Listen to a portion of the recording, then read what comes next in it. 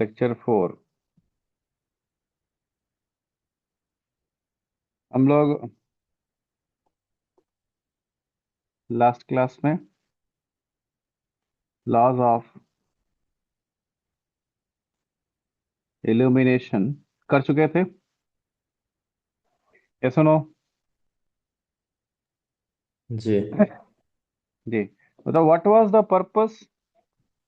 क्या आप सॉल्व कर सकते हैं लॉज ऑफ इल्यूमिनेशन से? Used for calculating proper illumination of any surface. ठीक। तो हमारा सब्जेक्टिव पेपर तो है नहीं, तो मैं इल्यूमिनेशन के आप बड़े क्वेश्चन बना सकते हैं। जैसे कि 4 लैंप लगा दूं, 5 लैंप लगा दूं, कैलकुलेशन करने दूं। तो कॉन्सेप्ट तो सेम है। आप समझ रहे हैं? जी कॉन्सेप्ट सेम है। हम्म। तो हमें बड़े न्यूमेरिकल करने की मेरे ख्याल से जरूरत है नहीं। इससे ज्यादा आप लाइट इंजीनियरिंग में नहीं जाना है हमें। हमें अब फिर वापस आना है इलेक्ट्रिकल इंजीनियरिंग में। ठीक। इलेक्ट्रिकल इंजीनियरिंग में ये जो लाइट है वो प्रोड्यूस कैसे होगी वो पढ़ना है। So sources of light.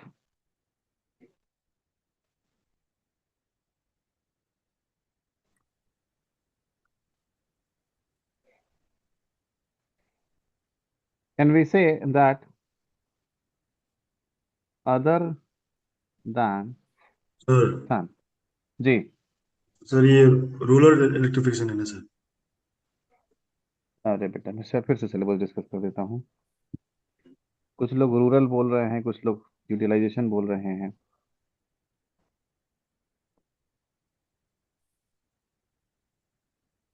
हमारे सिलेबस में लास्ट चैप्टर है रूरल इलेक्ट्रिफिकेशन। ठीक। रूरल इलेक्ट्रिफिकेशन में ही यूटिलाइजेशन है।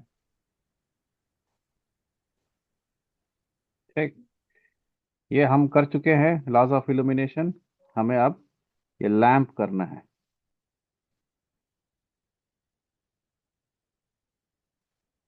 रूरल इलेक्ट्रिफिकेशन, अर्बन इलेक्ट्रिफिकेशन, दो तरह का इलेक्ट्रिफिकेशन होता है। अर्बन में कॉम्प्लेक्स इंस्ट्रूमेंट मशीन्स यूज होते हैं। रूरल में लेस कॉम्प्लेक्स सिंपल चीजें यूज होती हैं। लाइट यूज होगा, थोड़ा बहुत मोटर यूज होगा। ये सुनो। ठीक। Yes sir. हम अब अलग अलग नहीं है, रूरल में ही यूटिलाइजेशन है।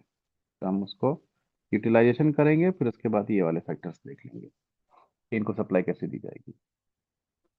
प्लीज माइक ऑन करिए। Is it clear? जी सर। जिसने क्वेश्चन पूछा था।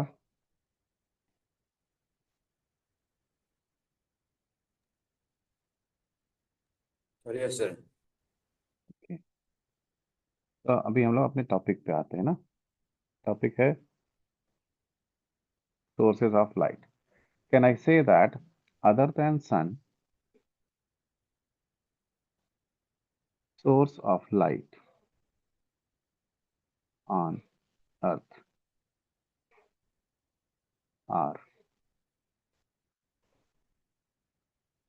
Electric lamps. ठीक। बिजली से चलने वाले लैंप। और कोई सोर्स हमारे पास नहीं है other than sun. Sources of electrical light on earth वो सिर्फ और सिर्फ कौन है? इलेक्ट्रिक लैंप्स हैं। अब ये इलेक्ट्रिक लैंप्स 3 तरह के होते हैं बेसिकली, बेस्ड ऑन वर्किंग या working principle. Based on working और working principle, electric lamps are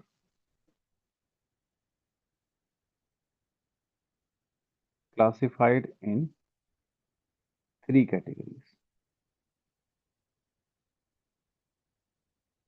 आप 3 कैटेगरी में डिवाइड कर सकते हैं। जैसे अगर मैं इसका चार्ट बना दूं, see here we have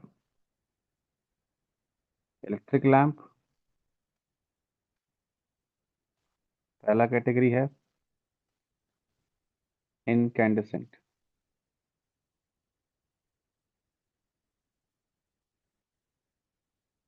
spelling check कर लीजिएगा बस।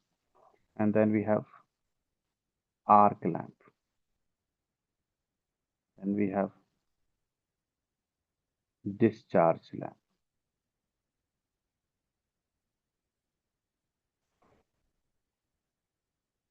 ठीक, फर्दर इसमें 2 कैटेगरी।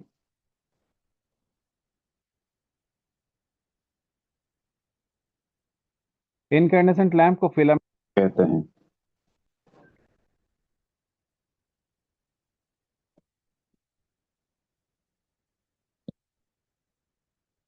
ये है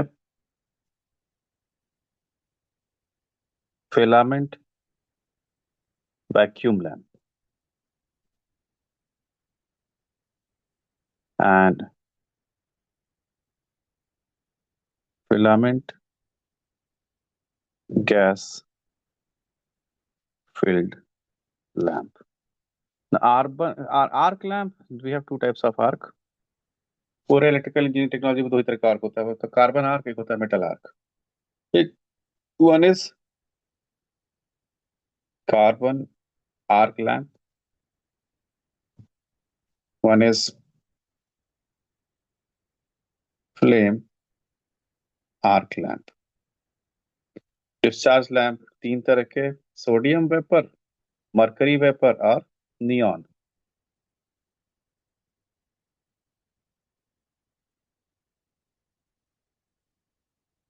sodium vapour lamp, mercury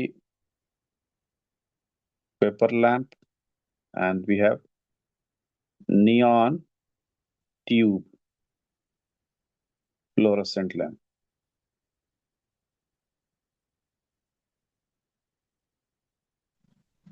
sir ये ठीक। आर्क लैंप के सब डिवीजन पर वो क्या है? कार्बन आर्क के बाद फ्लेम। फ्लेम फ्लेम होता है ना, आग। हम्म। फ्लेम आर्क लैंप,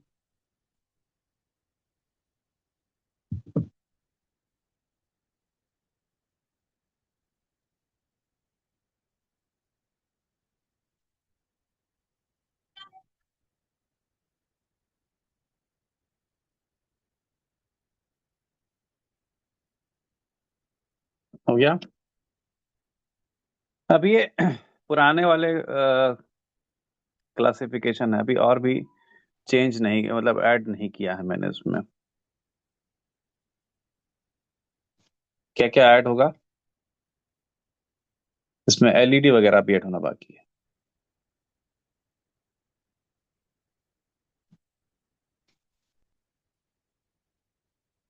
नोट कर लिया?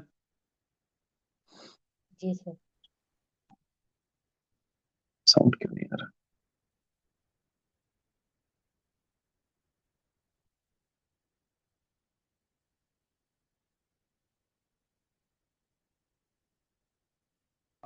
जिनके बारे में सबसे कम पढ़ना है उसको, उससे शुरू करते हैं हम लोग। ठीक, different types of lamp.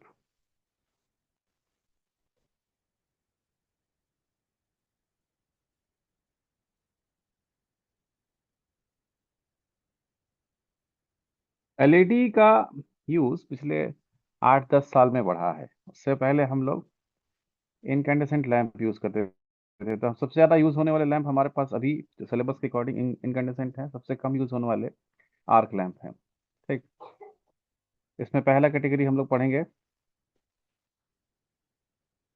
Arc lamp. होता क्या है?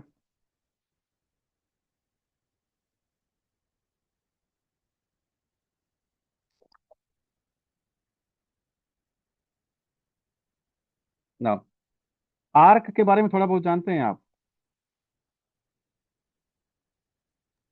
Sir what is arc? कोई काइंड ऑफ शॉर्ट सर्किट होगा क्या सर ना? No, arc is not short circuit.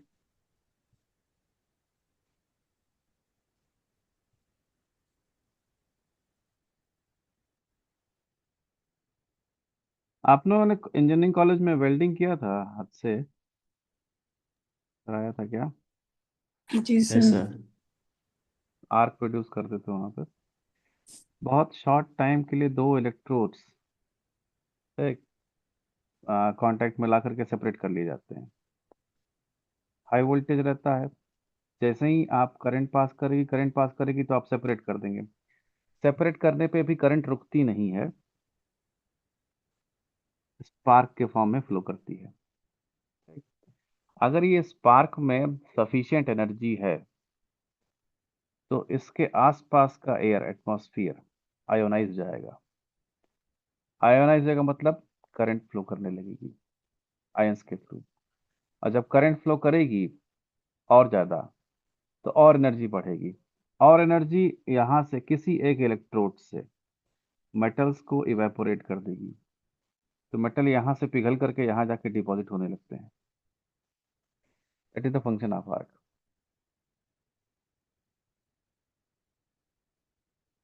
आप समझ रहे हैं?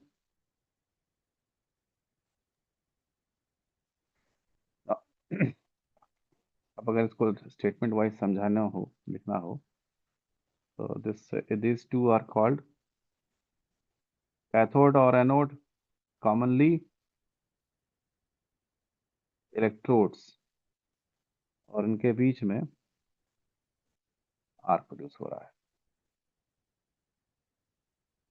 तो इसको डेफिनेशन वाइज लिख लीजिए, कहानी है, कहानी लिखते जाइए। In an arc lamp electric current is made to flow through two electrodes.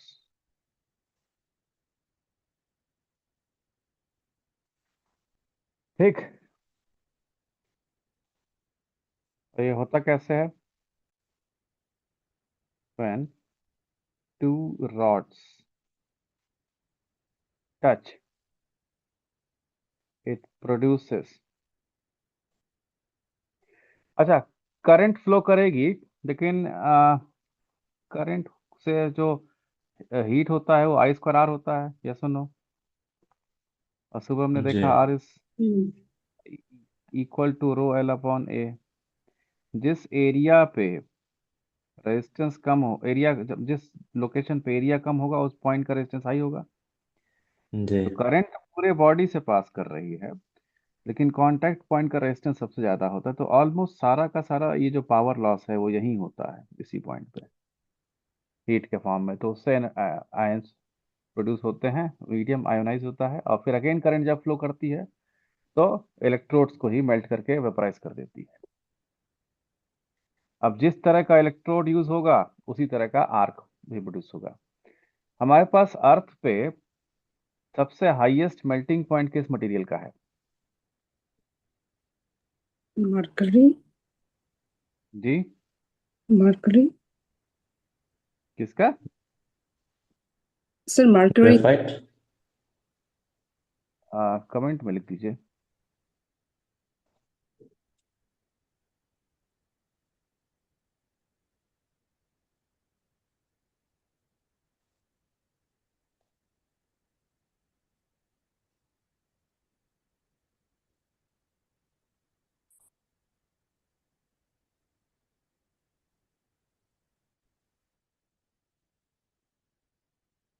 Comment में लिख दीजिए।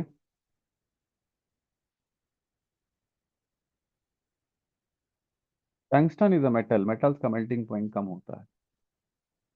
मेटल्स में सबसे हाई जो है वो टंगस्टन का, it is around 2700 degree Celsius. अब इस बात है, पहले स्टेटमेंट कंप्लीट कर लेते हैं। When two rods touch, it produces hot arc। पहले से स्पार्क बोलना चाहिए, आर्क लिख दीजिए, arc. and due to high temperature light is produced from arc। Temperature high होता है तो वहां पे आर्क से हमेशा लाइट निकलती है, इसीलिए। ठीक। The type of arc is the type of arc is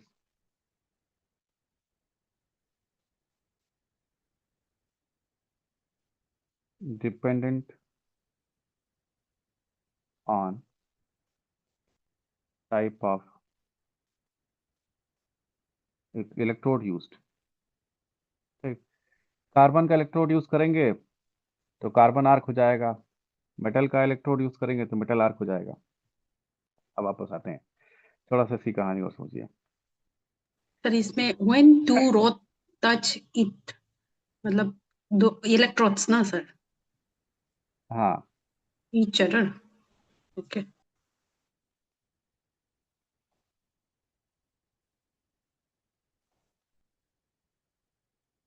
देखिए मैं पूरी कहानी समझाने और लिखने जाऊंगा तो आर्क अलग पढ़ाना, कार्बन के बारे में अलग पढ़ाना, फिर बहुत कुछ लंबा हो जाएगा। कुछ डेटा आप शॉर्ट में समझिए, उसके बाद हम लोग लैंप पे आते हैं। आर्क लैंप में खास बात है कि जो लाइट प्रोड्यूस होगी वो आर्क से होगी। अब इसमें अगर सीक्वेंस ढूंढें कि कैसे समझा जा सकता है इसको, तो पहले तो ये समझिए कि आर्क से लाइट क्यों प्रोड्यूस होगी। पहले आर्क क्यों प्रोड्यूस होगा, फिर आर्क से लाइट क्यों प्रोड्यूस होगी। ठीक। जिस टाइप की आर्क होगी उस टाइप का आप लैंप बनाएंगे।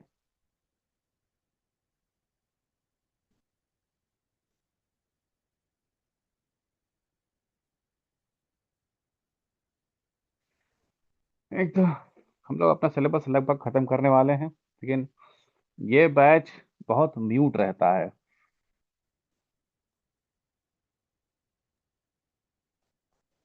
चलिए मैं कोशिश करता हूँ समझाने का। आर्क कैसे प्रोड्यूस होता है, आपने इसका प्रैक्टिकल किया है फर्स्ट ईयर में।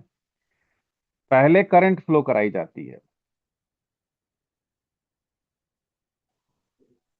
करंट फ्लो होगी तो यहाँ पे एरिया कम है, यस और नो।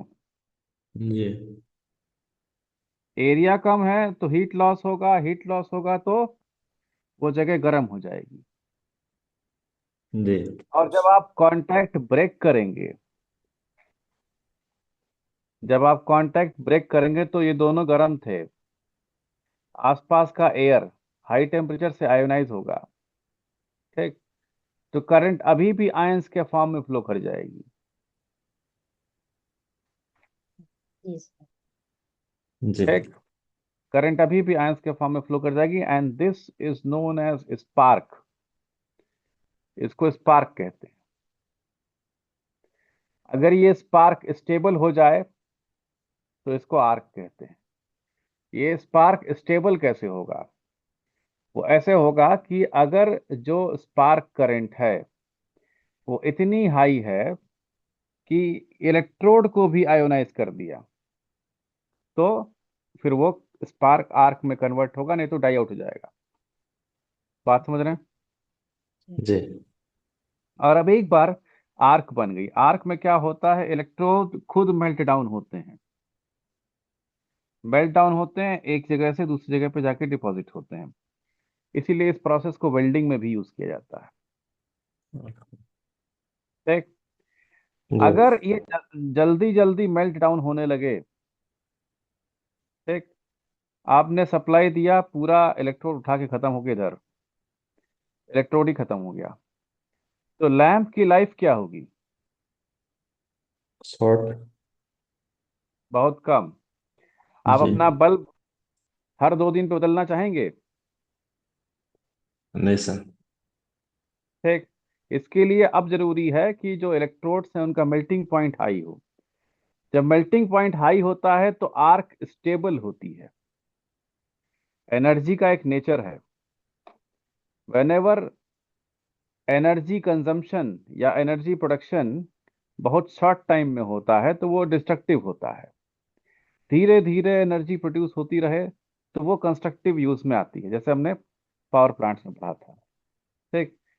अगर मेल्टिंग पॉइंट हाई है तो ये इलेक्ट्रोड धीरे धीरे धीरे धीरे वेपोराइज होकर के ट्रांसफर होगा और लैंप की लाइफ अच्छी होगी। दूसरा, आपने जब वेल्डिंग देखा होगा तो वेल्डिंग में जब प्रोसेस वहां तो बहुत फास्ट होता है, क्या सुनो, जी। जो आर्क बनती है उसको कंट्रोल नहीं करते हैं आप, फ्लो हो जाने देते हैं, जाने दो यहाँ से मटेरियल उठा के वहां जाना है। लेकिन जब आप लैंप बनाएंगे तो आर्क को कंट्रोल्ड होना पड़ेगा। उतना ज्यादा आर्क आप प्रोड्यूस नहीं कर सकते, वो भी काले रंग का चश्मा लेके करते हैं, देखा है आपने? सर वेल्डिंग जो। हाँ। जी सर। हाँ जी। अगर वो रिस्ट्रिक्ट ना करें तो क्या होगा? आंख में घुसेगा। हम्म वो बहुत हाई इंटेंसिटी की लाइट पड़ेगी उनकी आंख में, और एक दो दिन ग्लेयर ग्लेयर ग्लेयर ब्लैंक, खराब हो जाएगी आंख। ठीक। अब आइए, ये आर्क के फॉर्मेशन के लिए हाई वोल्टेज चाहिए। कितना हाई वोल्टेज चाहिए वो इस गैप पे भी डिपेंड करता है। ठीक। अगर बीच में एयर है तो it has to be more than 10 kV/cm arc produce करने के लिए। अरे ये ये तो सुनो। बहुत हाई हो गया था। जी। हाँ, लेकिन एक बार आर्क बन गई तो मेंटेन करने के लिए बहुत कम टेम्परेचर चाहिए। 45 to 50 वोल्ट पे ये आर्क मेंटेन कंटिन्यूस रह सकती है।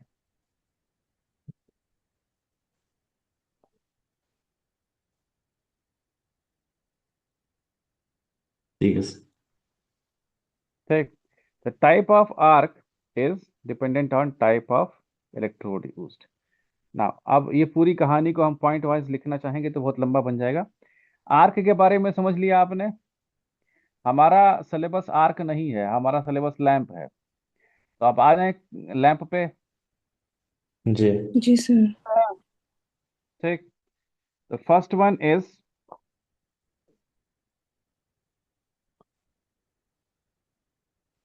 Carbon arc lamp.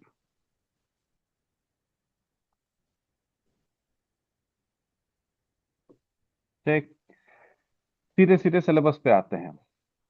Carbon arc lamp क्यों कहते हैं?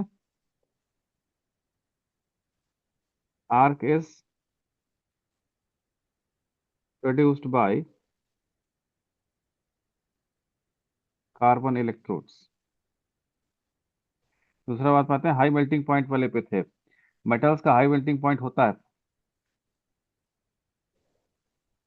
लेकिन नॉन मेटल्स इतना नहीं होता है।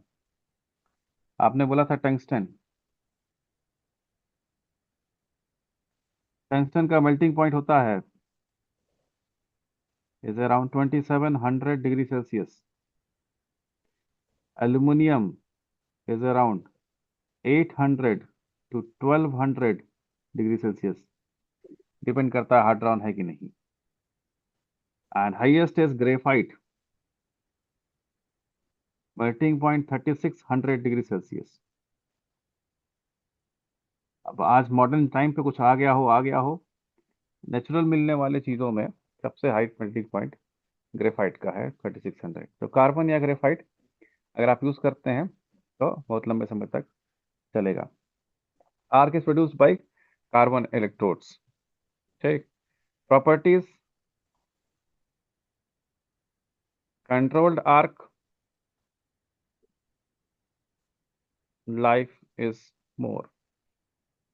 लाइफ इज मोर बोला हूं मैं compare to other arc lamp. सारे लैंप से कंपेयर नहीं कर रहे। Now, to produce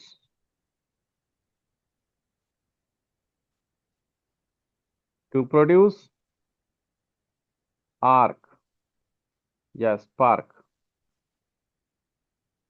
high voltage is required. कितना high voltage? is more than 10 kilovolt per centimeter. Okay. To maintain arc, 45 to 50 volt is required. ठीक। तो आर्क लैंप को चलाने के लिए कितना वोल्टेज चाहिए? ये लैंप कितने वोल्ट के लैंप होंगे? 45, 50. Therefore, such lamps work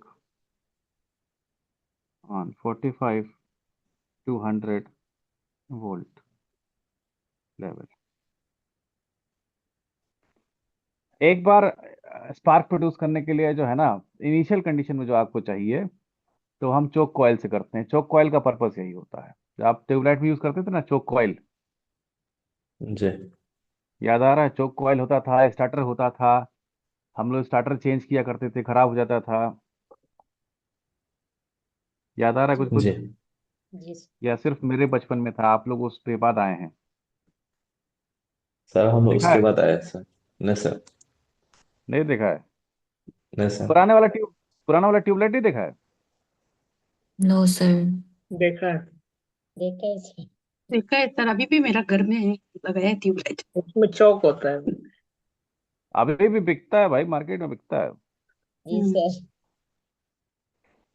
तो उसमें जो चोक कॉइल होती है ना, उस कॉइल का पर्पस होता है ये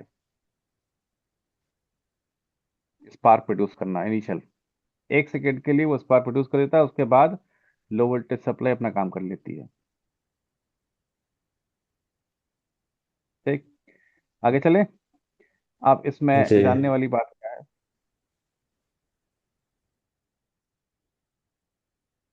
या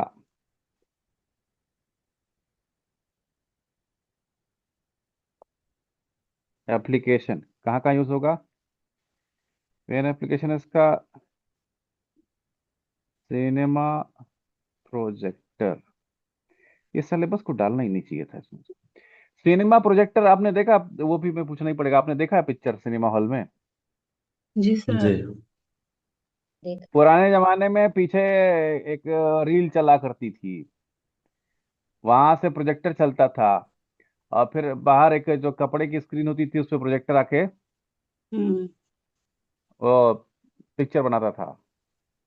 आज की डेट में सब बदल गया है, अब एलईडी यूज होता है। वो पर्दे वाले सिनेमा खत्म हो गए। जी सर। सिनेमा प्रोजेक्टर पुराना वाला, नया में प्रोजेक्टर यूज नहीं होता है। पता नहीं क्यों पुरानी चीजें पढ़ा रहे हैं आपको। बहुत बोरिंग है सर्च सर। लाइट। जी, ये सब्जेक्ट बहुत बोरिंग है सर।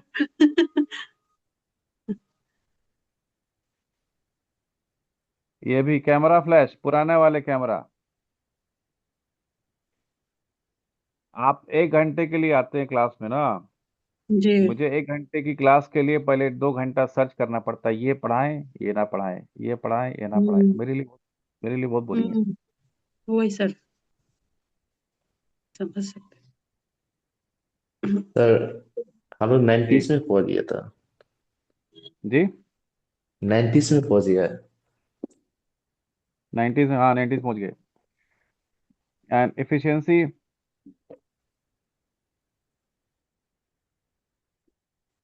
इज अराउंड, इसी में चलो जल्दी जल्दी डेटा लिखा के खत्म कर।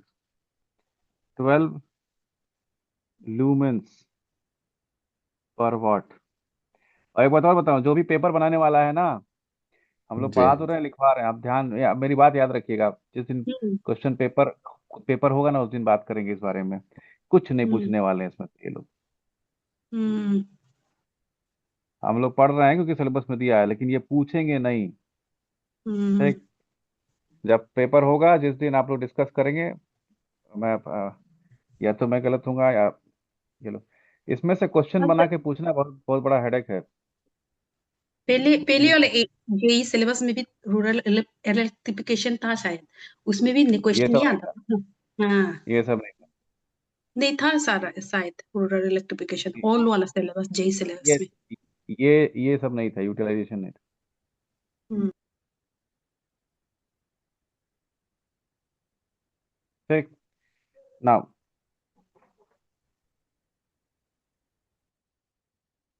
For changing colors,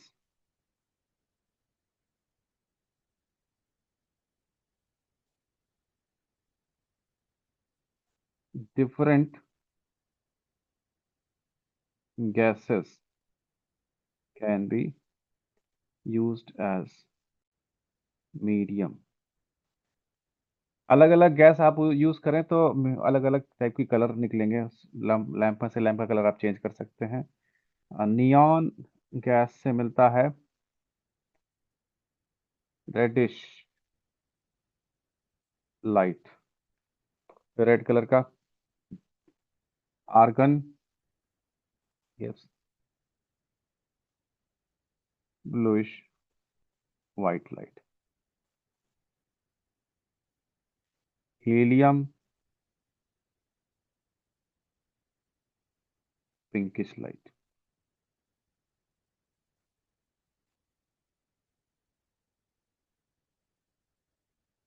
clear. Carbon arc के बाद दूसरा क्या था? Flame arc lamp.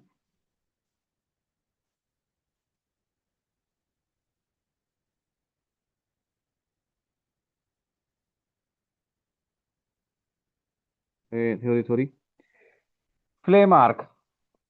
Flame arc ये शब्द सुनकर कुछ समझ में आ रहा है? कुछ कुछ आइडिया मिल रहा है आपको? सर वो केरोसिन वाला। हाँ, आर्क इज वेरी नैरो, दो पॉइंट के बीच में जो फ्लो करती है। Flame is wide. आर्क अगर बहुत ब्रॉड हो जाए, चौड़ी हो जाए, तो उसको फ्लेम कह सकते हैं, या फ्लेम टाइप का बिहेवियर हो जाएगा। तो यहाँ पे जो कंसेप्ट है वो ये है कि arc is generally narrow, low cross section area. Flame is wide in nature. So if we use metal electrodes instead of carbon electrodes, अगर हम कार्बन की जगह मेटल इलेक्ट्रोड्स यूज करें, arc will be wider like flame, hence it is known as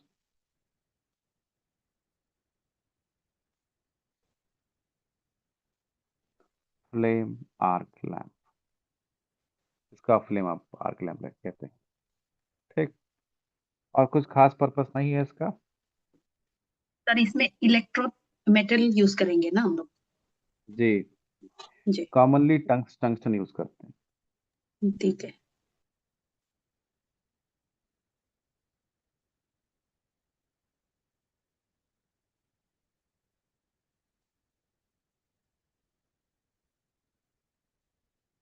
used in flood lighting, जहां पे uncontrolled जरूरत से ज्यादा चाहिए आपको।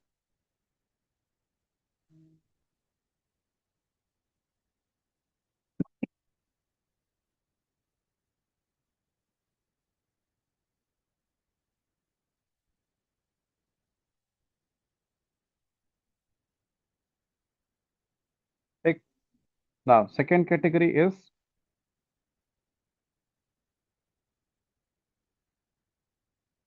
incandescent lamp।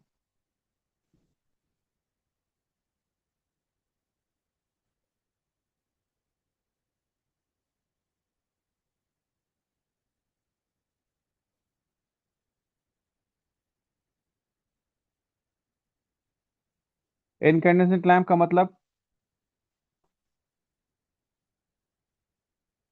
Basic working is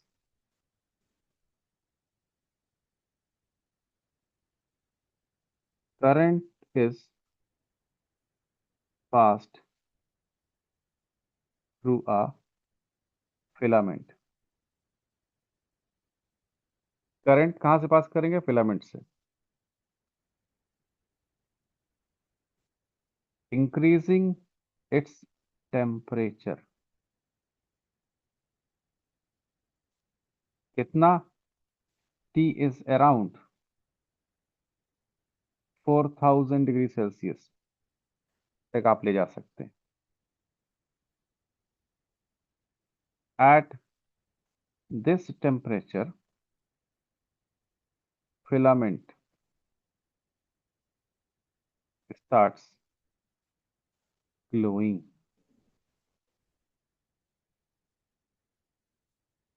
लिख लिया आपने?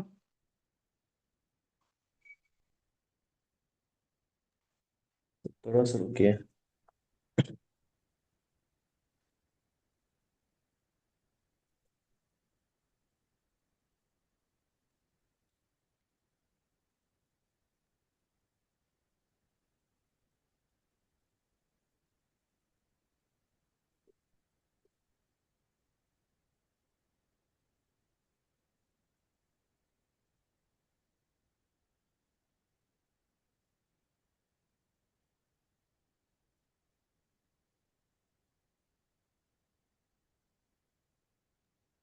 चलो हो गया। तो क्या? जी।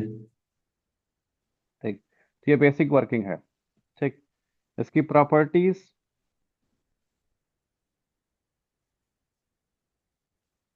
Low cost, long life. आपको भी ये पुराने वाले बल्ब अगर आपने देखे होंगे तो वो जो है लाइफ, पता नहीं लॉन्ग लाइफ क्यों लिखा है, बल्ब फ्यूज होते थे. ठीक. और कॉस्ट कम होता, 10-12 रुपए के आते थे वो बल्ब. अभी एलईडी आते हैं 100-200 के. वो कॉस्ट का, वो 10-12 रुपए का ही था. ठीक.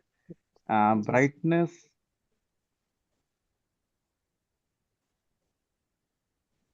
easily controlled. Interface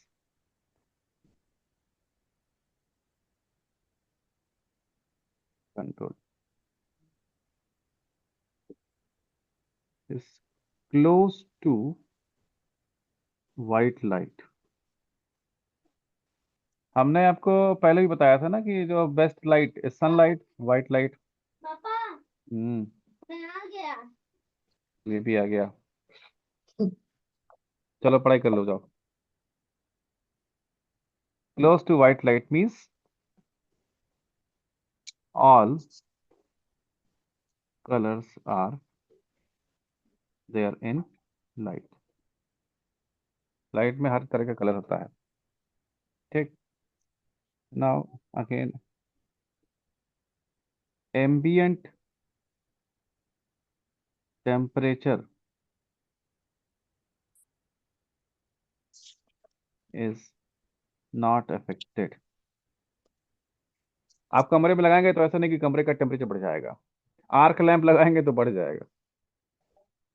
समझ रहे हैं? जी। तो मेन एप्लीकेशन कहाँ पे है इसका?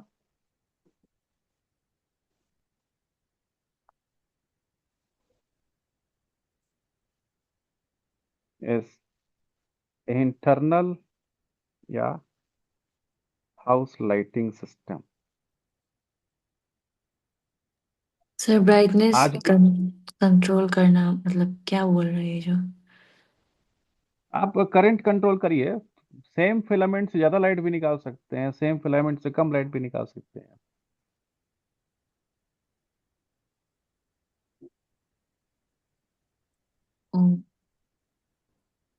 ठीक. ओके। इसका डायग्राम भी आता है.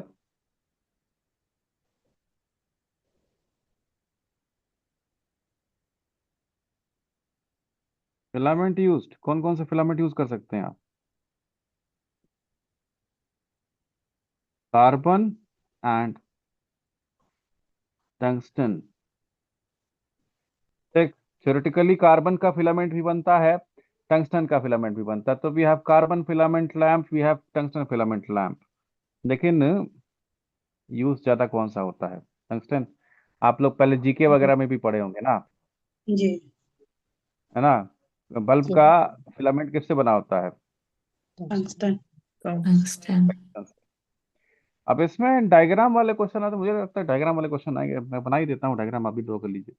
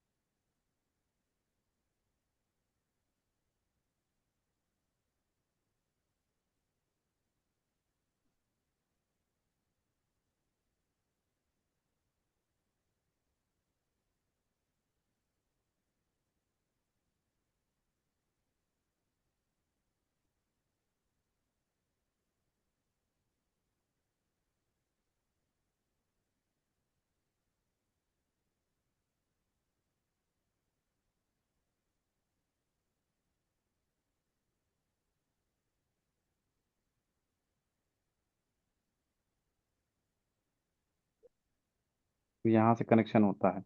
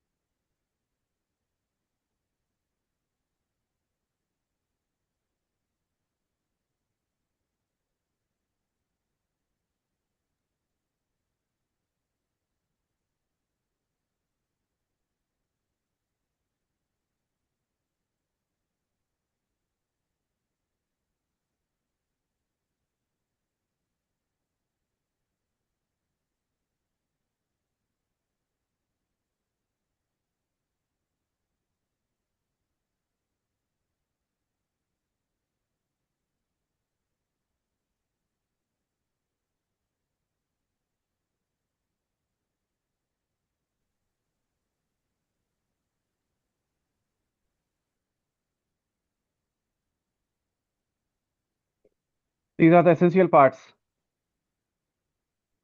called cap,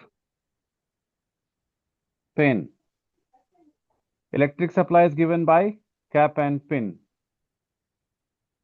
Outer section is called bulb. Glowing part is filament. This part is stem. तो stem किस लिए है? Provides stability या मैकेनिकल सपोर्ट, या प्रोवाइड्स ज्यादा करेक्ट रहेगा, mechanical support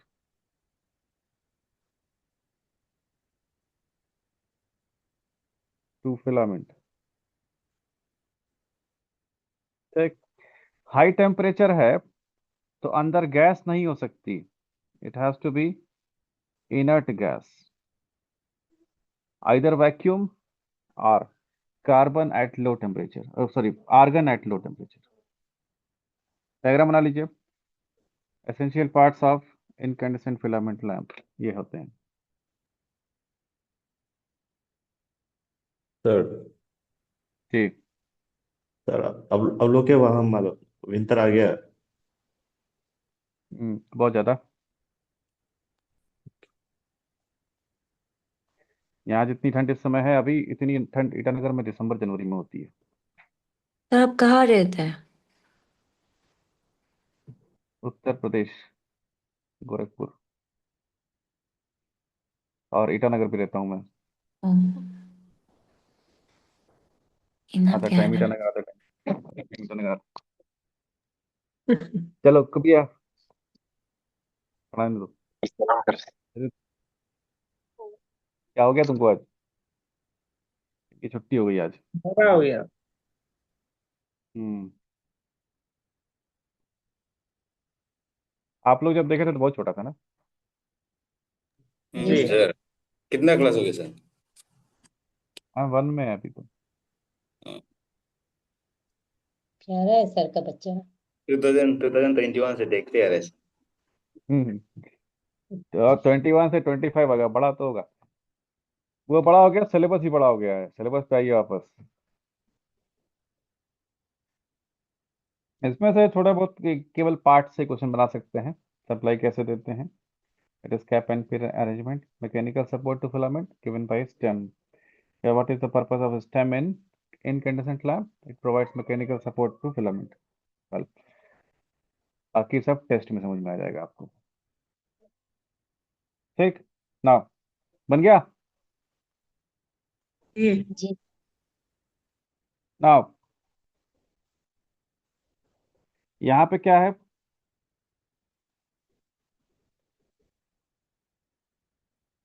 based on gas filled in the bulb, lamp can be classified। ठीक। पहला है वैक्यूम फिलामेंट लैम्प या vacuum field.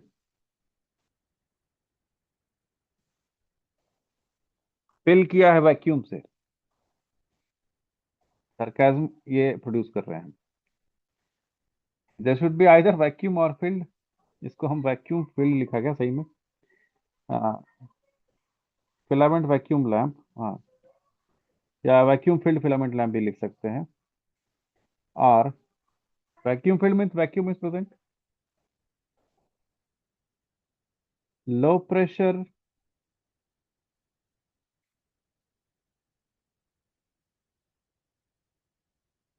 Argon is filled. ठीक। तो या आर्गन फील्ड फिलामेंट लैंप होगा या वैक्यूम फील्ड फिलामेंट लैंप होगा। ये अब यूज नहीं होता है, ये एडिसन ने बनाया था उसके बाद से। आर्गन से ज्यादा आसानी। अब देखिए, बल्ब के अंदर वैक्यूम क्रिएट करना मतलब लो प्रेशर एयर। वैक्यूम का मतलब और कुछ नहीं होता है, वेरी लो प्रेशर एयर। ठीक। अब ये सपोज करिए बॉक्स है, इस बॉक्स के अंदर से मैं एयर निकाल लूं, तो या इसी शेप में रहेगा या पिचक जाएगा, कंप्रेस हो जाएगा? Check press. जाएगा, कंप्रेस होगा। कंप्रेस्ड हो जाएगा। कंप्रेस हो जाएगा। ठीक। जो बॉक्स का अगर नहीं भी हो रहा है तो it will have a lot of pressure. आप कह रहे हैं इंटरनल प्रेशर इज लो, तो बाहर से तो एटमॉस्फेयर का प्रेशर है ना। एटमॉस्फेयर का प्रेशर बहुत हाई होता है, कम नहीं होता है। तो they are not very stable, ये जल्दी टूट जाते हैं, खराब हो जाते हैं। इससे अच्छा आपको रिएक्शन से ही रोकना है। मेटल जब हाई टेम्परेचर पे पहुंचेंगे तो रिएक्ट करेंगे। तो एयर हटाइए, आर्गन भर दीजिए। आर्गन इज इनर्ट गैस, तो किसी से कभी रिएक्ट करेगा ही नहीं। क्लियर? जी ठीक। ऑल्सो सब तरह की लाइट निकलती है, तो कुछ खास बात नहीं है। टेम्परेचर,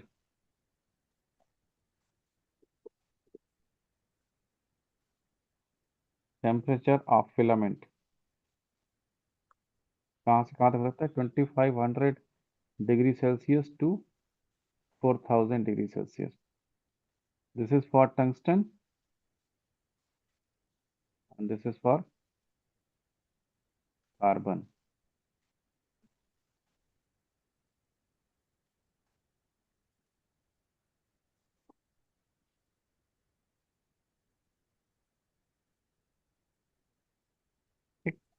तीसरा तरह का लैम्प कौन सा था? Discharge lamp. Discharge lamp. This is a entirely new process. इतना ही रहने दीजिए, आज करते हैं, धीरे धीरे थकान हो जा रही है इसको करके। डिस्चार्ज लैम्प्स, वह जिसमें भी ज़्यादा बचा नहीं है, 7-8 दिन में खत्म हो जाएगा ये। सर पीडीएफ भेज दीजिए। लैंप खत्म ही कर देते हैं। नहीं हो पाएगा आज, 1 घंटा और लग जाएगा। डिस्चार्ज प्रोसेस थोड़ा पढ़ाना पड़ेगा। उसके बाद इसमें कई चीज़ें और question mainly tungsten filament lamp और इससे ही आता है, अगर आता है तो।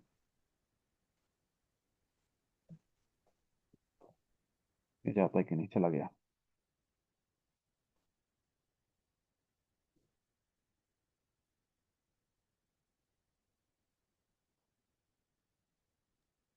सर जी टेस्ट के रिगार्डिंग कुछ पूछना था। पूछिए। सर क्या इलेक्ट्रिक मटेरियल्स इम्पोर्टेंट है क्या? आप मशीन का सिर्फ ओनली वन टेस्ट रखा है। मशीन एंड ट्रांसफॉर्मर इतना वास्ट है सर। टेस्ट तो नहीं रख सकते हैं ना बेटा, टेस्ट कैसे बढ़ा सकते हैं, हटा सकते हैं? मटेरियल्स का 2 बार है, फिर सर्किट का 2 बार है, फिर मशीन का सर सिर्फ ओनली वन टेस्ट है।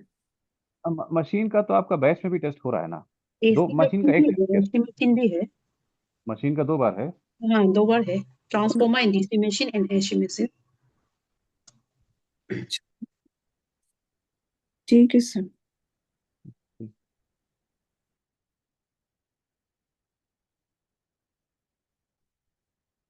या कल करते हैं।